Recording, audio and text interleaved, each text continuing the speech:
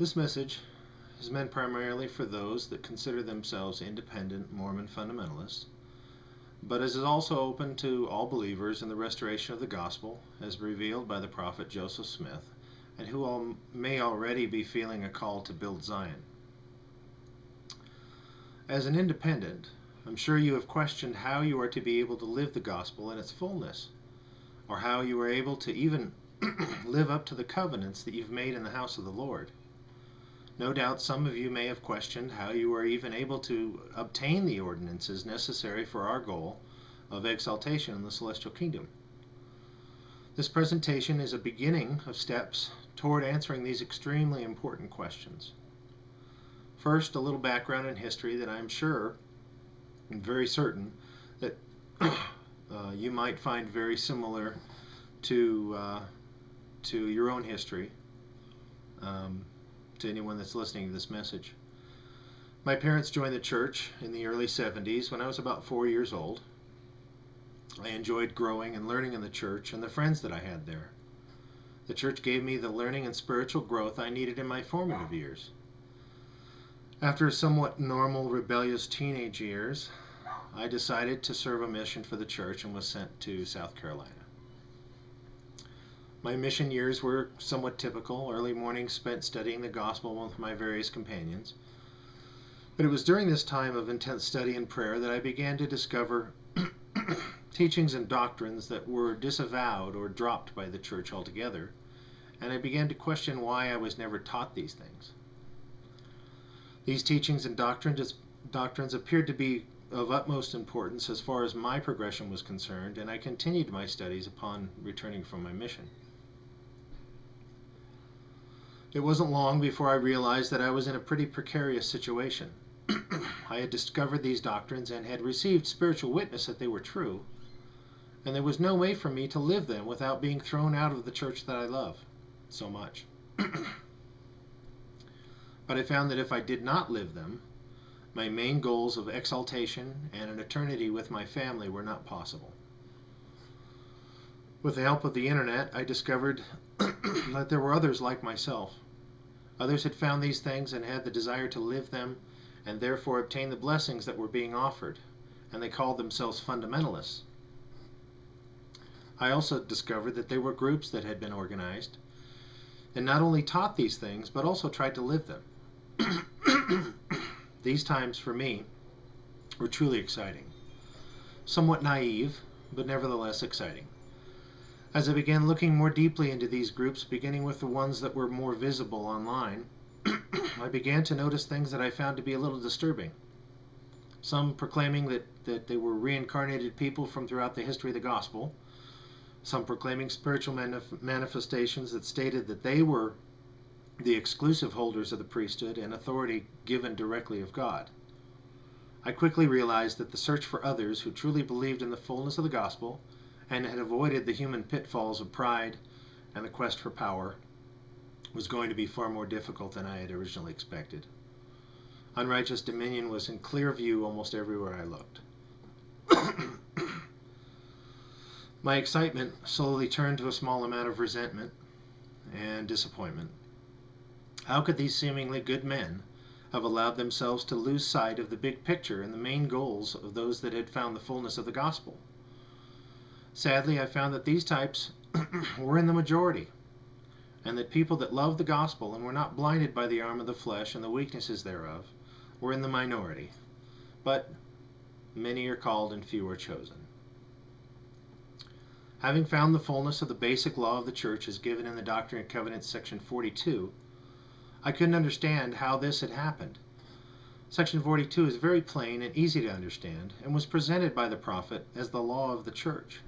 So why were all of these groups adding their own rules, laws, and sometimes even ordinances to the law that as it had already been revealed?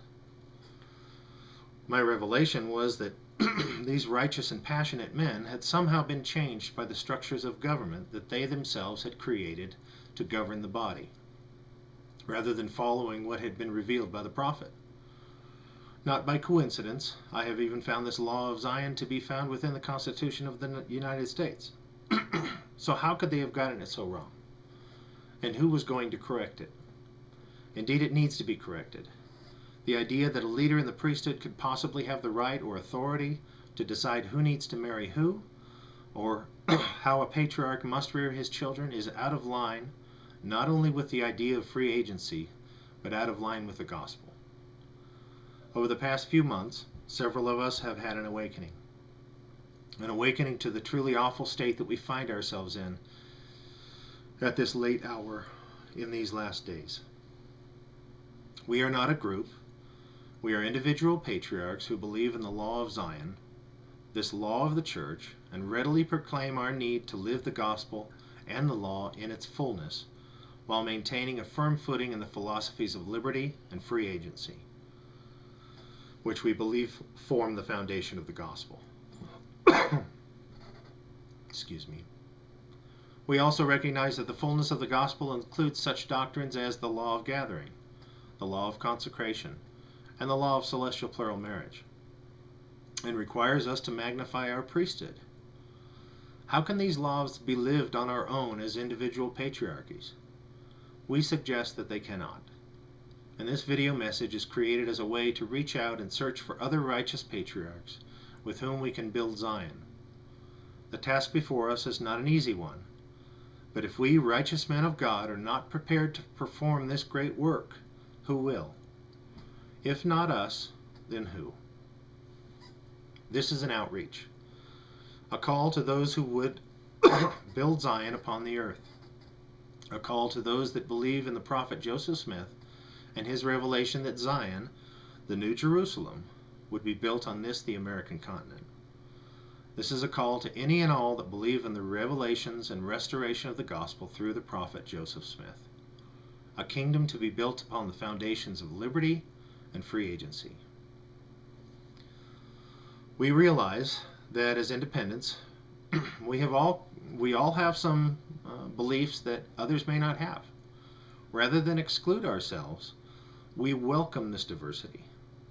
While these deeper things may not have been revealed to us all, we ask that you have the desire to build the kingdom as it has been revealed in the Doctrine and Covenants. Everything that we require to move forward in this work is found therein. Some of us may have found other truths along their way.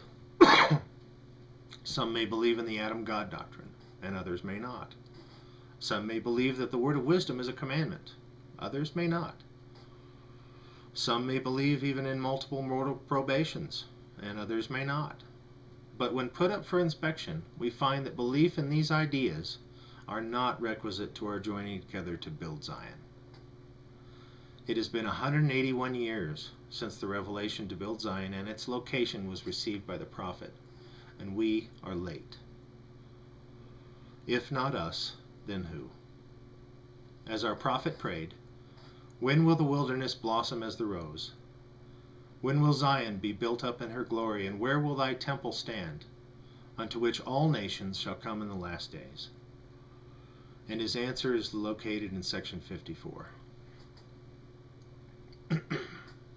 Hearken, O ye elders of my church, saith the Lord your God, who have assembled yourselves together according to my commandments in this land, which is the land of Missouri, which is the land which I have appointed and consecrated for the gathering of the saints. Wherefore this is the land of promise, and the land and the place for the city of Zion. And thus saith the Lord your God, if you will receive wisdom, here is wisdom. Behold, the place which is now called Independence is the center place, and a spot for the temple is lying westward. We have been called. Let our actions claim for us the title of chosen. Together we can build Zion as it has been promised. I testify to you that our labors will not go unseen, and that the Lord will bless and sanctify us as we go about this mighty work. I urge you to take this call and invitation to the Lord in prayer. When you have received an answer and wish to learn how you can become involved, simply email the address located at the bottom of the screen. Our needs are many. We need engineers, contractors, medical personnel, farmers, and IT professionals. And these are just a few among the many skills that will be required. Together we can build Zion as it has been revealed. Indeed, we must build it. If not us, then who? I thank you for listening, and I pray the Lord's blessings upon you and your families for the times ahead. Thank you.